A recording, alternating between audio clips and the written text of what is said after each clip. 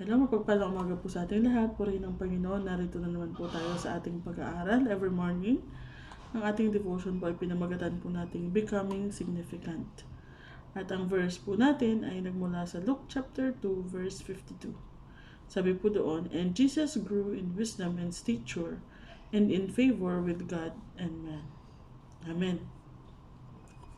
So basahin po natin yung andito sa ating Our Daily Bread. Sabi po ng author, "I grew up in a small town. No famous people, no busy streets, not much to do. Yet I've always been thankful for my quiet and uncomplicated upbringing. One evening, when my husband and I were attending a business dinner, a new acquaintance asked me where I was from. When I told her, she said, 'Aren't you embarrassed to admit it?' Unsure whether or not she was joking, I simply said no. Although my hometown was sometimes belittled for its lack of sophistication, it was not lacking in things that matter. My family was part of a church community in which parents brought up children in the training and admonition of the Lord. Tulad po ng sinasabi sa Ephesians 6:4, "Fathers, do not exasperate your children. Instead, bring them up in the training and instruction of the Lord." Jesus also grew up in a small town, Nazareth. A man named Nathanael asked, "Can anything good come out of Nazareth?" So, yun po ay nasa John 1:46. Jesus proved that the answer is yes. Even though he grew up in an insignificant place, he was the most significant person in all of history. Experience taught me, and scripture confirms, that what matters is not where you grow up, but how you grow up. Sometimes we feel insignificant compared to sophisticated people from prominent places, but we are significant to God, and He can make us strong in spirit and filled with wisdom. What we become is more important than where we're from. Amen. So yung ano po dito, may nakaka-relate ako sa ano niya, sa author kasi lumaki daw siya sa hindi sikat na lugar, small town, walang sikat na tao, walang masyadong ganap, kumbaga. At nung may nagtanong sa kanya kung taga saan siya, sabi sa kanya, "Hindi ka ba nahihiya na aminin na galing ka sa lugar na yan?" So sabi niya, "No, kasi though walang mga fancy doon, mga ano tawag dyan? Hindi sophisticated daw yung kanilang place. Walang siguro mga popular na destinations or walang mga popular na puntahan. Pinalaki siya ng maayos ng kanyang family at ng kanyang community, po. So katulad nga po kay Jesus Christ, pag sinabi po kasing Nazareth, parang 'di ba sa Nazareth siya lumaki. So parang pagka sinabing Nazareth, parang hindi na maganda agad yung reputation, po. Kaya ang sabi ni Nathanael sa John 1:46, "Meron bang mabuting nagmula sa Nazareth?" Parang gano'n. And Jesus proved na meron, po. He grew up in an insignificant place, but he was the most significant person in all of history, po. So, tulad nga po na nasabi ng author dito, hindi importante kung saan tayo nanggaling, kundi kung paano tayo pinalaki. At mas mahalaga pa rin kung magiging tayo in the future, po. Kaya nga, becoming significant. It doesn't matter saan ka pinanganak. It doesn't matter kung saan ka lumaki. Ang importante is kung ano yung magiging ka in the future. What we've become is more important than where we're from. So sa paningin ng Diyos, significant tayo, significant enough na ibinigay niya yung kanyang buhay para sa atin. He can make us strong in spirit and filled with His wisdom. So gusto ko siyang i-apply sa buhay nating mga Kristiyano na hindi dun sa sense na kung saan tayo ipinanganak, po, kundi kung ano yung pinanggalingan natin, na tayo before tayo nakakilala sa Panginoon. So maraming mga times na parang yun na ikinahihiya natin na kung ano tayo before. let's say tayo ay sabungero, tayo ay manginginom, tayo ay nag-addict dati before tayo nakakilala sa Panginoon. So, pagka sinabi kasi natin na parang sugarol ako, babaero, manginginom, so parang ang tingin na agad sa atin ng tao is, may mabuti bang gagawin itong taong ito? Ano po, ganun po. Kasi yun yung history natin or yung ganun yung ano natin, pinanggalingan natin. Adulterer, murderer, mga ganyan. Pero sa Panginoon po, hindi po mahalaga kung ano yung pinanggalingan natin, kung ano yung mga pinagagawa natin dati. Hindi po yun mahalaga sa Panginoon.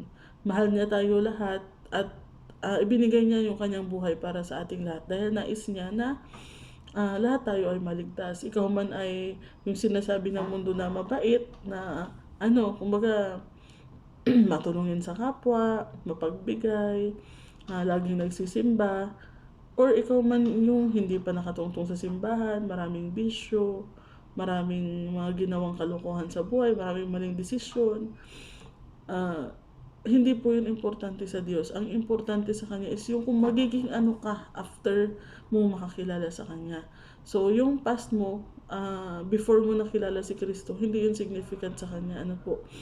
At huwag nating ikahihiya yung ating testimony. Ito din yung minsan, ang hirap kasi aminin sa sarili natin na LGBTQ ako dati, ganon. Ang hirap aminin sa sarili natin yung mga pinagagawa natin dati, Pero pag once na tayo ay makakilala sa Panginoon, hindi na tayo dapat mahihiya na sabihin kung saan tayo nanggaling. Katulad nga nun sa author na sabi sa kanya, hindi ka ba nahihiya na galing ka sa lugar niyan? Sabi niya, no. So, dahil pinalaki daw siya ng maayos. So, sa atin din naman, hindi tayo hindi tayo dapat mahiya kung saan tayo nanggaling, kung ano tayo before. Dahil ngayon, pinapalaki tayo ng maayos ng ating Panginoon, ng ating Ama sa Langit. So, hindi importante kung ano yung nagawa natin dati. Ang importante is yung ano yung ginagawa natin ngayon at ano yung gagawin natin in the future.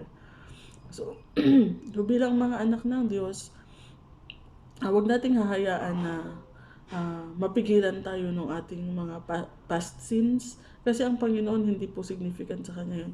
Ang significant sa Kanya is yung ngayon at yung bukas. Huwag nating hayaang mapigilan tayo sa paglilingkod sa Panginoon kung meron man tayong mga nagawa previously na alam natin hindi kalugod sa Diyos. Pinatawad na tayo ng Diyos sa ating mga kasalanan kung inihingi natin siya ng tawad. Kumaga tayo na lang yung kailangang magpatawad sa ating sarili at hindi na natin kailangan na hayaan yung jablo na laging ididikdik sa isip natin na ay ganito ka, ganyan, hindi ka deserve dyan. Or hindi ka magiging magiging mabuting lingkod ng Diyos, hindi ka makakagawa ng kung ano mang mabuti kasi ganito ka dati. Yun yung laging isinisiksik sa atin ng kaaway para ma-discourage tayo sa paglilingkod sa ating Panginoon. Pero once nga po na tayo ay totoong nakakilala na sa ating Panginoon, hindi na po inaalala ng Panginoon yung ating mga kasalanan. Doesn't matter kung ano man yung pinagagawa mo dati. Ang importante, nagsisi ka, humingi ka ng tawad sa Diyos, pinatawad ka niya, at yung paglilingkod mo ngayon, yun na yung focus natin. So, yun po yung parang nakaka-bless ba sa ating Panginoon na hindi niya tinitignan kung ilang tao ba yung natulungan mo dati or ilang tao ba yung naagrabyado mo dati bago kanya tanggapin sa kanyang kaharian or tanggapin sa kanyang ministry. At tinitignan niya lagi yung ating puso. Kung maalala po natin yung lagi pong nai-exhort yung Pharisee at yung Republican na nananalangin silang dalawa, na sabi ng Pariseo, Panginoon, mabuti na lang hindi ako katulad nito na kasama kong ito na maniningil ng buwis. Ako nag-aayuno ako, nagbibigay ako ng tapat, sinusunod ko yung mga kautosan mo. So proud siya sa kanyang ginagawa. Pero hindi nalugod sa kanya ang Diyos. Pero yung maniningil ng buwis na ang dami niyang kasi pag sinabing maniningil ng buwis, siya mandaraya, So andun yung mga kasalanan na ginawa niya at sising-sisi siya at sabi niya, Lord, parang hindi ko deserve na lumapit sa iyo, hindi siya makatingin sa langit. Sa sobrang hiya niya sa Diyos, Tapos dinadagukan niya yung kanyang dibdib na, Lord, patawarin mo ako, napakalaki ng kasalanan ko, hindi ko deserve na lumapit man lang sa inyo. Siya pa yung kinalugdan ng Diyos. So makikita natin doon na hindi iyon ang basihan ng Panginoon, kundi yung ating puso. Kung yung ating puso ay magpapakumbaba, hihingi ng tawad sa Diyos, magsisisi sa ating mga ginawang kasalanan, wala pong hadlang, ano po, saan man tayo lumaki, saan man tayo nanggaling, ano man yung mga kasalanan na ginawa natin dati, wala po siyang wala po siyang significance sa ating Panginoon, kundi kung magiging ano tayo in the future, ano po.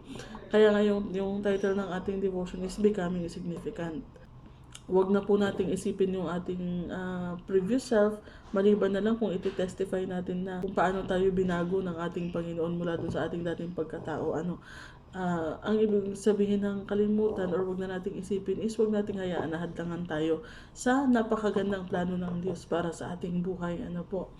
And one day, pag may magtanong man sa atin na meron palang mabuting magagawa ang isang dating sugarol, ang isang dating manginginom, ang isang dating addict, ang isang dating LGBTQ, meron sa tulong ng Diyos.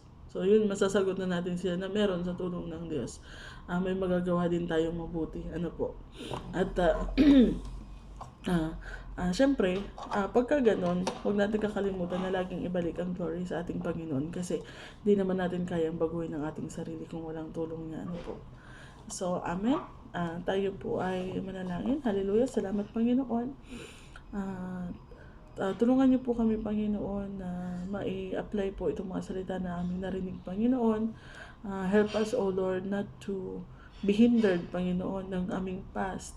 Kung saan man kaming place nang galing, kung saan mga masasamang activities kami nang galing, kung saan masasamang lugar kami nagpunta, ano yung mga kasalanan na aming nagawa, O Lord. Alisin niyo po ang mga ito, Panginoon, na sa aming kaisipan na hindi kami karapat-dapat na maglingkod sa inyo dahil sa aming nakaraan, Panginoon.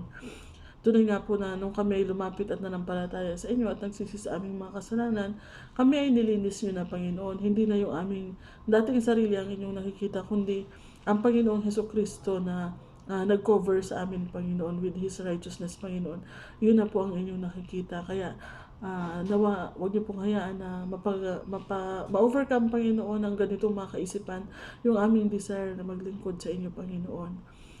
Tulungan niyo po kami, Panginoon, na patuloy na lumapit sa inyo, patuloy na maglingkod sa inyo ng buong puso, Panginoon. At tulungan niyo po kami, Lord, from this day forward na magsumika po, Panginoon, na magkaroon ng significant contribution, Panginoon, sa inyong gawain, sa pagbabahagi ng inyong salita, sa pagbabahagi ng testimony kung paano po kami ninyo binago, Panginoon, mula sa aming dating sarili, Panginoon. Not for our glory, but for your glory, O Lord. Purihin ka, Panginoon, at may you bless this day, O Lord. Pagpalain niyo po ang bawat isa. Tulungan niyo po kami, Panginoon, from this day forward na mag-focus, Panginoon, on the present and on the future sa panibagong buhay namin na kasama kayo, hindi sa aming past, Panginoon.